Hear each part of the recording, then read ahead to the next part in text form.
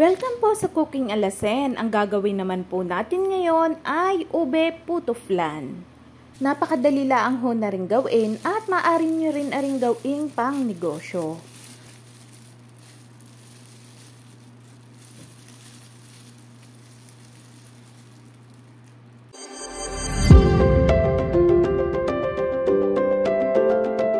Ang una ho natin gagawin ay ang ating flan mixture. Kakailanganin ho muna natin ng 4 na itlog. Kapag gumagawa ho ako ng leche flan ay whole egg ho talaga yung aking ginagamit para hindi ho sayang yung ating egg white at creamy pa rin naman ho ang kalalabasan. Atin laang ho aring kakasawin at saka ho tayo maglalagay ng 1 cup ng evaporated milk or fresh milk.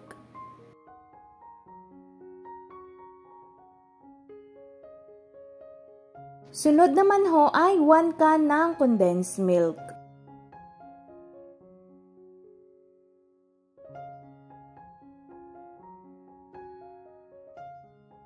Tatlong sangkap lang ho yung ating ginamit para sa paggawa ng ating flan mixture at napakarami nyo na hong magagawa din na puto flan.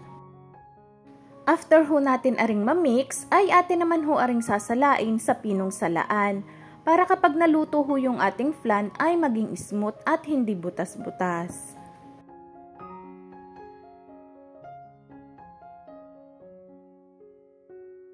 I-set aside muna ho natin are at gagawa naman ho tayo ng ating puto mixture.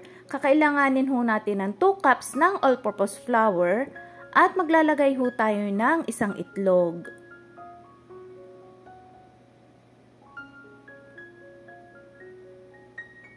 Haluin laang ho natin are ng bahagya. At saka ho tayo maglalagay ng 1 lata ng ube condensed milk. Or kung wala ho kayong naring ube condensed milk, ay pwede ho kayong gumamit ng condensed milk at lagyan nyo na laang ho ng ube food color. Maglalagay din ho tayo ng 1/4 cup ng vegetable oil. At 2 tablespoon ng baking powder para maalsa ho yung ating puto. Haluin laang ho nating maigi. At maglalagay naman ho tayo ng 1 1/2 cup ng tubig. Una ho muna nating ilalagay ay yung 1 cup. At kapag arho ay nahalo na natin, ay saka ho natin ilalagay yung 1/2 cup pa uli ng tubig.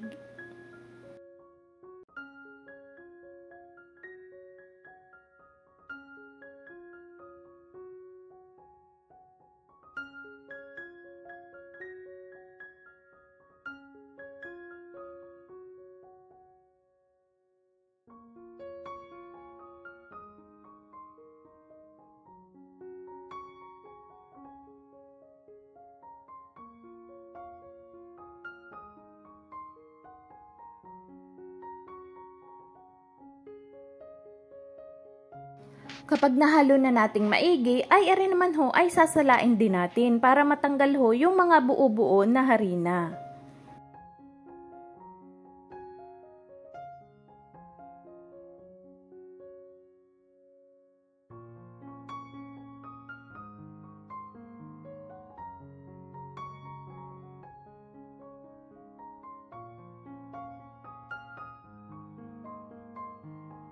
Ari na ho ang ating flan mixture at puto mixture. Uunahin ho nating ilagay ay ang ating flan mixture sa ating molder. Mga half lang ho yung kapal ng ating flan na gagawin. Sa puntohong are ay nagpapakulo na ho ako ng tubig sa ating steamer para pag natapos ho natin aring salinan ay may ilagay na ho agad natin sa ating steamer. Dapat ho ay kumukulo na ang tubig bago ninyo ari ilagay at hinaan nyo na ho yung apoy sa low heat. Tatakpan laang ho natin ari at lulutuin natin ari ng mga 5 minutes. After 5 minutes ay ilalagay naman ho natin ang ating puto mixture.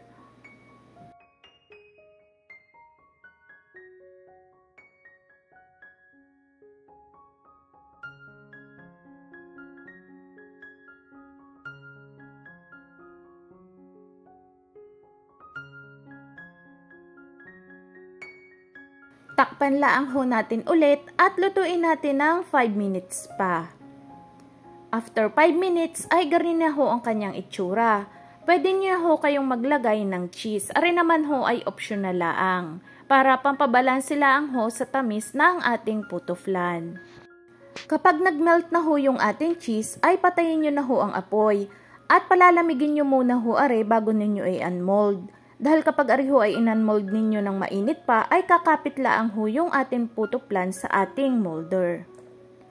Kung nagustuhan nyo ho aring ating video, huwag nyo ho sanang kalimutang mag-like at mag-subscribe sa Cooking Alasen at i-hit ang notification bell para update kayo sa mga bago nating upload na recipe.